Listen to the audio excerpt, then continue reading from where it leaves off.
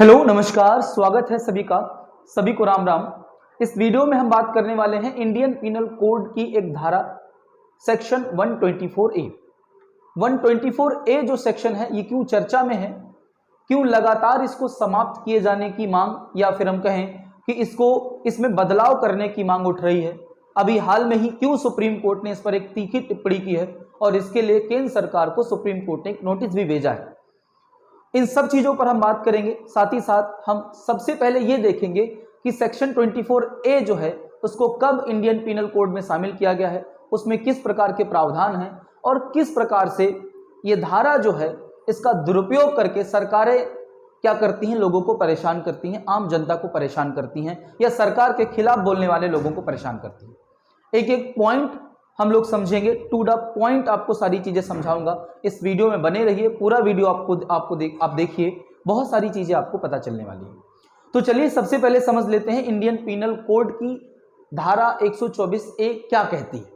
तो एक पॉइंट अगर हम समझे, इंडियन पीनल कोड में जो धारा सेक्शन आपका जो है 124A ये 1870 में जोड़ा गया था। 1870 में इंडियन पीनल कोड में एक सेक्शन जोड़ा गया जिसको हम 124A के नाम से जानते हैं।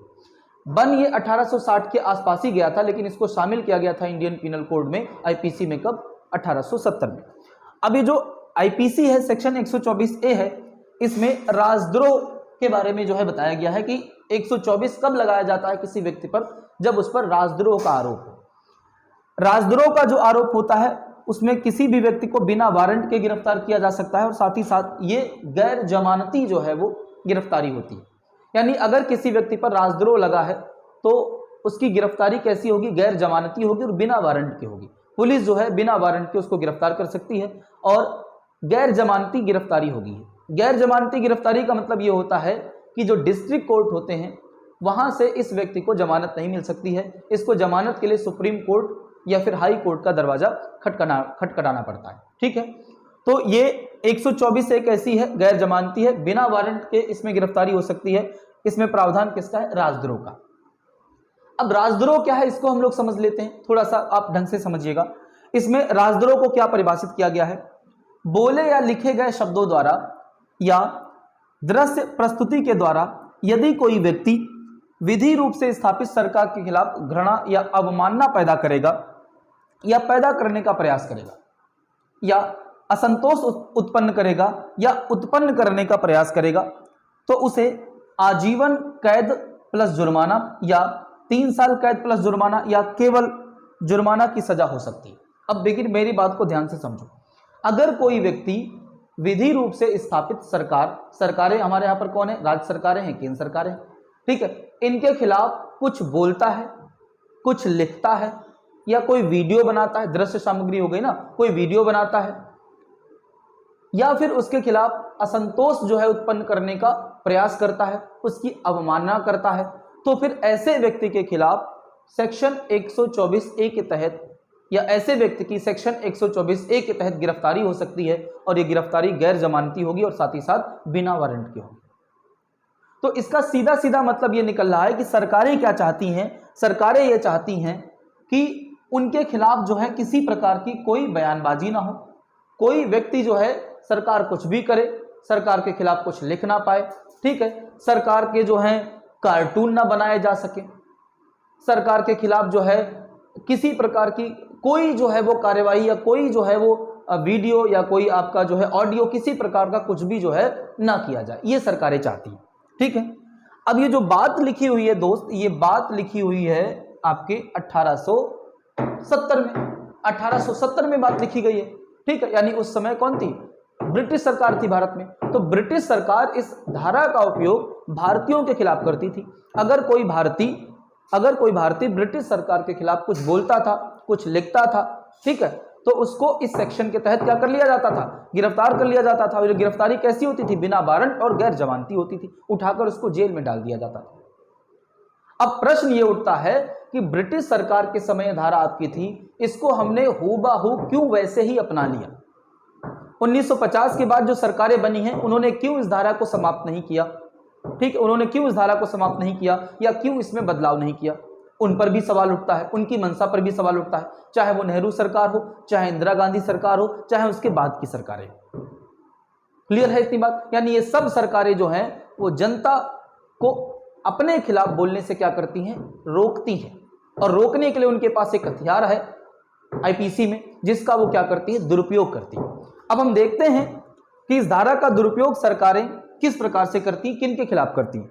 केंद्र व राज्य सरकारें अक्सर जो इनके विरोधी होते हैं, ठीक है, इनके विरोधी जो होते हैं, विरोधी का मतलब जो अपोजिट आपकी राजनीतिक पार्टियां होती हैं या राजनीतिक पार्टियों से नहीं भी जुड़े हुए लोग हैं जो सरकार का विरोध करते हैं, उनके खिलाफ इनका उपयोग करती हैं। जो लेखक होते हैं, क्योंकि लेखक जो हैं वो हमेशा क्या करते हैं कि सरकार के खिलाफ लिखते हैं। अब लेखक जो है डरने लगे हैं, वो सरकार के पक्ष में लिखने लगे, ठीक है, सरकार के पक्ष में लिखने लगे, तो उनके खिलाफ इनका प्रयोग किया जाता है। यहां तक जो कार्टूनिस्ट होते हैं, जो पेपर में या छोटे छोटे जो मैगजीन में कार्टून निकालते हैं सरकार के खिलाफ, उनको भी उठाकर जो है 124A के तहत जेल में डाल दिया जाता है।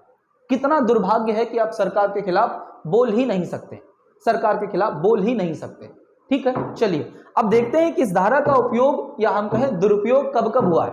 कुछ एग्जाम्पल मैं आपको बताता हूं। अंग्रेजों के समय के बाल गंगाधर तिलक को गिरफ्तार किया गया था 124A के तहत ही, क्योंकि सरकार के खिलाफ लगातार क्या कर रहे थे, दुष्प्रचार कर रहे थे, सरकार के अकॉर्डिंग सरकार के खिलाफ बोल रहे थे, सरकार के खिलाफ असंतोष यानी डीअफेक्शन पैदा करने का प्रयास कर रहे थे। महात्मा गांधी का एक आर्टिकल आया था यंग इंडिया के नाम से, यंग इंडिया के नाम से एक आर्टिकल आया था जिसमें सरकार के खिलाफ टिप्पणी की गई थी। इनको उठाकर 124A के तहत जेल में डाल दिया गया। केदारनाथ के खिलाफ बिहार सरकार ने क्या किया, केदारनाथ ने बिहार सरकार के खिलाफ कुछ लिखा था, एक भाषण दिया था, और बिहार सरकार ने 124A लगाकर इनको क्या कर दिया, जेल में डाल दिया। अभी इन पर हम आगे चर्चा भी करेंगे। तमिलनाडु में एक प्रोजेक्ट बन रहा था, उस प्रोजेक्ट का विरोध कई सारे गांव वाले कर रहे थे, उन सभी गांव वालों के ऊपर क्या कर दिया गया, 124A लगाकर उनको जेल में डाल दिया गया। हालांकि बाद में उनको छोड़ दिया गया, ठीक है। 2014 के बाद की अगर हम बात करें, 2014 के बाद लगभग 400 प्लस लोगों पर राजद्रोह का केस हुआ है, 400 प्लस लोगों पर राजद्रोह का केस हुआ है। मोदी के खिलाफ बोलने पर 149 लोगों पर केस हुआ है 2014 के बाद अभी तक। मोदी जी के खिलाफ अगर आप बोलेंगे तो आप पर राजद्रोह का केस हो जाएगा। देखिए ये है, ये आप समझिए। योगी जी के खिलाफ बोलने पर, योगी जी के खिलाफ बोलने पर 144 लोगों के खिलाफ क्या हुआ है, राजद्रोह का केस हुआ है, उठाकर उनको जेल में डाला गया है। CAA जब आया था आपका, 25 लोगों के खिलाफ क्या किया गया, राजद्रोह का केस किया गया। हाथरस जो कांड हुआ था, जिसमें एक आपको पता है एक बिटिया की पहले उसका बलात्कार हुआ, फिर उसकी हत्या हो गई, अभी भी मामला वो चल रहा है। 22 लोगों के खिलाफ क्या किया गया, सेक्शन 124A के तहत गिरफ्तारी हुई। पुलवामा जो अटैक हुआ था, 27 लोगों के खिलाफ क्या हुआ, सेक्शन 124A लगाया गया।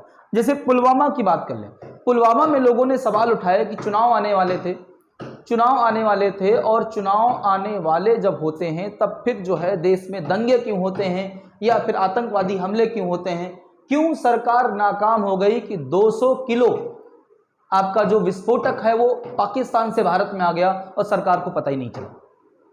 तो इस पर बड़े सारे लोगों ने सवाल उठाया, और सवाल अगर आप उठाएंगे तो आप पर 124A लगाकर आपको क्या कर दिया जाएगा, राजद्रोह के अपराध में उठाकर जेल में डाल दिया जाएगा।